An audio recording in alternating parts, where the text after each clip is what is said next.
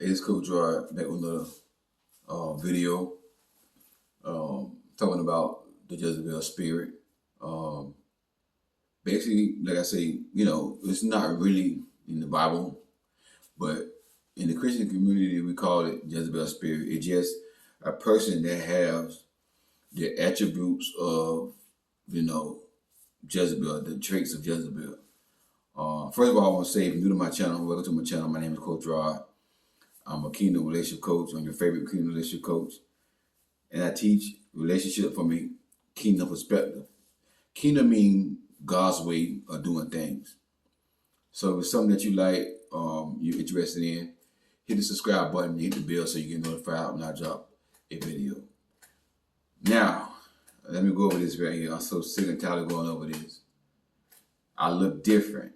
I lost weight, and the eczema caused my face to inflame. That my face is different. There's inflammation right here, okay? Eczema is just a skin disease that causes you to have inflammation in your skin dry out. It's not life or death. It's not going to kill me. Start sending me messages, start inboxing me, just listen to the videos. I couldn't make that as an excuse to say, you know what, I'm not doing no more videos because my face is not right. Me, I don't care. I'm showing up regardless of that. I still got to show up. I still got to do my videos. So just know I'm okay. I'm glad y'all worrying about me, but I'm all right. Nothing serious. That's why I look different. I'm not on crack. I don't have the HI. I'm not sick. Anything like that, okay? But the Jezebel spirit, like I said, it's not really literally in the Bible. But we just call it that because it's people who have the traits of Jezebel. And one thing that Jezebel spirit is controlling in a manipulative spirit. And like I said in the video I did last night, the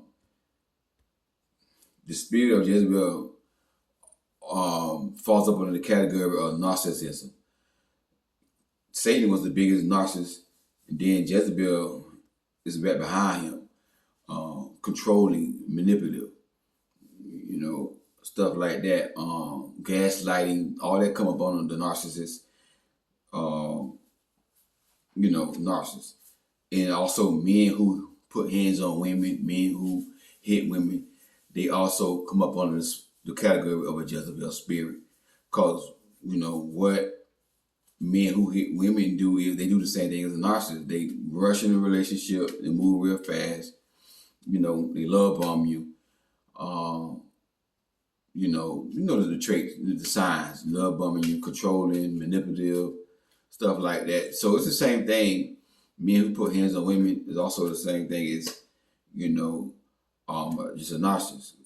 All narcissists don't hit women physically. Some of them do, but mostly with some narcissists, it's just mentally. It's mainly with a narcissist, it's mentally. But an abusive man who put hands on women is mainly, spirit, well, mentally as well. You can say, I say it's mentally as well. Because they like to get in your head, control you first, then start putting their hands on you. So, it can't go both ways. I got some men watching. Women do have Jezebel spirit as well. I'm not really a woman, so I can't really relate too much, on women who have Jezebel spirits. I'm a man, so I can empower women to know what to look out for. But I guess it could be the same signs, rushing into a relationship. So as a woman, you gotta understand, like, if a man really likes you, he gonna skip to your beat. You see what I'm saying? So if you think you moving too fast, if you tell him to slow it down, if he got the right intention, he gonna slow it down. He gonna apologize and slow it down. But if he got the wrong intention, he's gonna be like, oh, that ain't that, come up with something and keep doing what he's doing. He's gonna pretty much like disregard your feelings. You see what I'm saying? So, and they're gonna continue to rush. And it's how you know that's a red flag. They gotta keep rushing after you told them, let's slow it down, take our time. But a normal man, a healthy man, if you say slow it down, he gonna want to slow it down. He gonna want to respect you. So, I always say, don't let a man rush you. All this rushing and stuff. And I know some women, they don't be 1 or 2 weeks, and they already got the man inside their house. In the bed on top of them. That's too soon. Listen, I'm a kingdom man. I promote abstinence to marriage. I know everybody on here is not Christians. Everybody on here is not going to be abstinent. See, I had to block a lady the other day because she talking about, why don't you promote abstinence? This is not a Christian channel, a real Christian channel. So I ended up blocking her because you giving me negative energy. Because if you watch my videos, you'll see that I do promote abstinence. But I also realize too that there's going to be some people that I coach that don't believe in the Bible, don't believe in God. You see what I'm saying? So maybe my light can shine and win them over. So I also believe that, I understand that right there too. So I try not to be a Bible thumper and beat people over the head over the Bible, because the Bible speaks about that. It talks about that, in 1 Corinthians chapter 5, verse 11. The Bible, Paul said God will judge the ones on the outside of the church, and the ones on the inside of the church, we supposed to judge as Christians. We judge the ones on the inside of the church. And Paul said God will judge the ones on the outside of the church. So that's 1 Corinthians chapter 5, verse 11 and 12. So, I lost my train of thought. But Paul said, we judge the ones on the inside. Yeah. So that's what I'm trying to say. So I'm not on here trying to force people who don't believe in the Bible, who don't believe in God, to do what the Bible say. The Bible is for Christians to obey. So if you're a Christian, you should be pushing for abstinence. If you're not a Christian, I recommend that you still push for abstinence, but you're going to do your own thing anyway.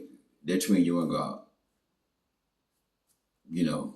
That's what I say about that. If you're going to do it before you get married, you're taking a big risk. I'm not condoning that, but it's best to do it God way. But,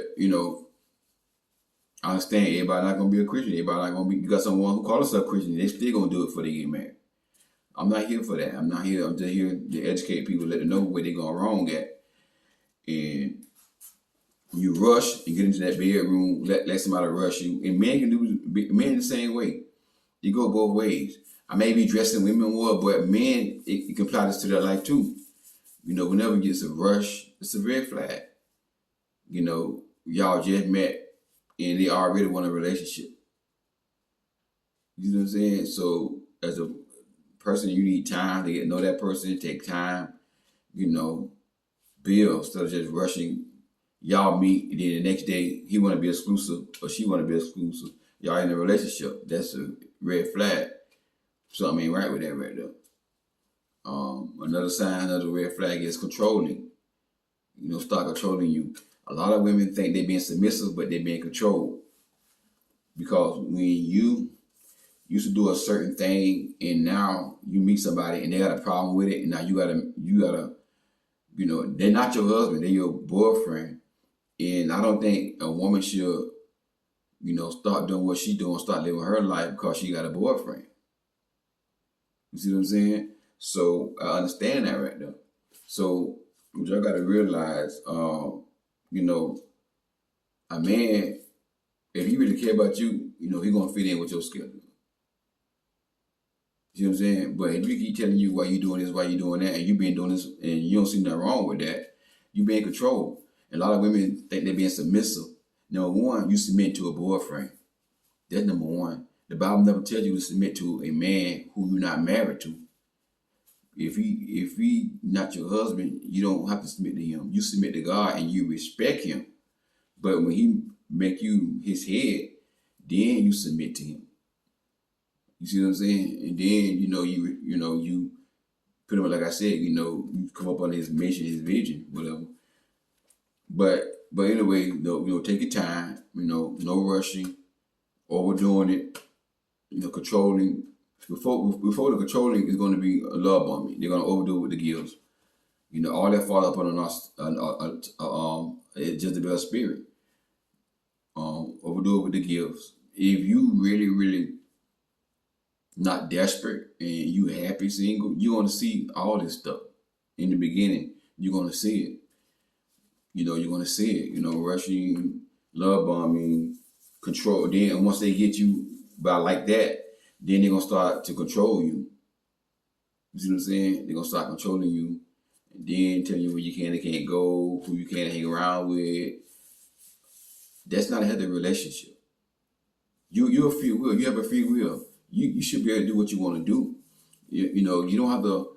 I know sometimes in a relationship you do got to make some adjustments. Yeah, but a person, you should not rearrange your whole life in because you met a boyfriend.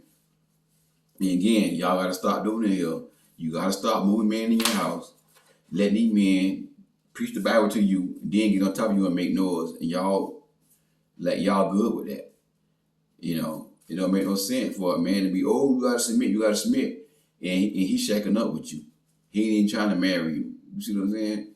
So, women move the man in their house. The man is a narc, he's a manipulator, controller, and he uses that Bible to control them. And that's what a lot of men are doing in this generation right here today. They're using the Bible to control y'all. And then when you don't fall up under that, oh, you're not being submissive. A real healthy man, he's not going to do that. He's not going to do that. And once I understand this right here, the main thing about this right here is don't rush. Take your time. Have your discernment on, your discretion. But know that, as a Christian, like the Bible said in 1 Peter 5:8, let me read it right quick. But my eyes are. Stand firm against him. Stay alert. Watch out for your great enemy, the devil. He prowls around like a roaring lion looking for someone to devour. He prowls around like a roaring lion. He's not a roaring lion. He's like a roaring lion. And see, I like animals, and lions and tigers are my favorite animals. And I used to watch a lot of movies on YouTube, a lot of documentaries on YouTube about lions and tigers. One thing I know about a lion will sit there and watch his prey for hours. And a lion know how to pick out the weakest one. The one that's naive, the one that's gullible, and that's how the devil is. That's why the Bible says in Ephesians 4:27, give no space for the devil. You see what I'm saying? Because when you give him space, you give him access to you. That's why it says in 1 Peter 5:8 to stay alert. Otherwise, stay woke. Because if you let your guard down, the enemy can come in, and what he do is he send people in our lives to be a distraction. And they look like God. But we got to use our discernment in this hour and to use our discretion and pray to God. And I do believe God will reveal, and man, this person's secrets to you. You see what I'm saying? But it all comes by a relationship with God, spending time with God, stuff like that. You will see all this stuff. I had a client one time, and she said this man was pursuing her. God showed her a movie about this man. You see what I'm saying? And he was saying like how he was, cheating on her with other women, doing things like that. So, that been exposed. You see what I'm saying? And that's the main thing about, I always say, spending time with God. Because we are in the spiritual warfare. We're in the spiritual battle. The devil don't like you. He wants you to, be single and cheat and sleep around. He don't want you to come together and reproduce and have a happy family. So what he want to do is he's going to use people to come in your life as a distraction to get you outside of God's will, to keep you in sin, to keep you in bondage. Because whenever, you're not in the will of God, you give him access, you give him, ability to approach you. You see what I'm saying? So that spirit is really operating in men who, like I say, put hands on women, who are narcissists and stuff like that. It's all up under the same spirit. Jealous of you, very jealous of you, stuff like that. You want to know, and I get this question a lot: how I know he real kingdom man? You gonna see this man fruit. You gonna see this man fruit. If he's not bearing fruit, then you gotta go back to the drawing board. Because you're gonna see love, joy, peace, kindness. You're gonna see all this right here in that man. So, but it takes time where you keeping your leg closed, you watching him, don't go by what he's saying, go by what he do. And I guarantee you, if he had the wrong intention, he gonna start losing interest. He gonna start coming up with excuses. And then you gotta be okay with that. You gotta be okay with that. A lot of times women get discouraged when things don't work out with a man, but a lot of times, maybe that's God blocking that. Maybe God is stepping in and saying, you're not the one. Like they say, rejection is protection. You see what I'm saying? So a lot of women get discouraged when things don't work out between them and a man. But they like, why am I going through this? Instead of them, rejoicing and doing what the word of God say, rejoicing, be glad when you're going through something, count out joy. But that's what the enemy wants. He wants us to be single. He wants us to attack each other. I talked about this last night. There's a war going on between the black man and the black woman. We just see her attacking each other, instead of, trying to help each other and trying to grow together. We attacking each other. And the devil know if I can keep them in division, a lot of black kingdom families are not going to be birthed. You see what I'm saying? I want to see y'all get married. I want to see my followers. And I always tell my clients who I'm coaching, if y'all get married, send me an invitation. I'll be there. I'll be there. I got you 100%, But the thing about it is just like, we just got to take our time and trust in the Lord and lean out to our own understanding. In all thy ways, he would acknowledge us. You see what I'm saying? He gonna acknowledge us if we do what he say do, and serve him. And everything about being obedient to him, being obedient to his word. Because when King Saul did wrong, Samuel said, "Obedience is better than sacrifice." Your worship, your praise, is a sacrifice. But when you obey God, God wants your obedience more than anything. God look at your heart. So, we gotta be alert, because while you sitting there being naive and gullible, the enemy gonna play on that, and he gonna, you can't be naive and gullible. That's why you gotta get inside the word, know for yourself. So when the prophet come to you and tell you, well, God say you leave him and you come be with me, you gonna already know this is not what God's word say. You gonna already know that you being, but anyways, you have to recognize these spirits, man. Recognize these spirits and understand we are in a spiritual battle. We are in a spiritual warfare, and he wanna keep us in bondage and keep us down and stuff like that. But we gotta let him know that you're not gonna have me. You're not gonna have me. So this Jezebel spirit, again, it's a narcissistic spirit. It's a controlling spirit. Manipulative. It's a whorish spirit. And a lot of people operate upon this spirit and they don't know. Excuse me, y'all. It's 1 o'clock in the morning while I'm recording this here. I'm gonna upload it in the morning. But that's the thing, recognizing this spirit, because it is a spirit behind that. Men who control women, put hands on women, all that stuff. It's the spirit behind that. It's a spirit, not with a capital S. Let me see, but it's a spirit behind that, and you don't want to get so caught up in that right there.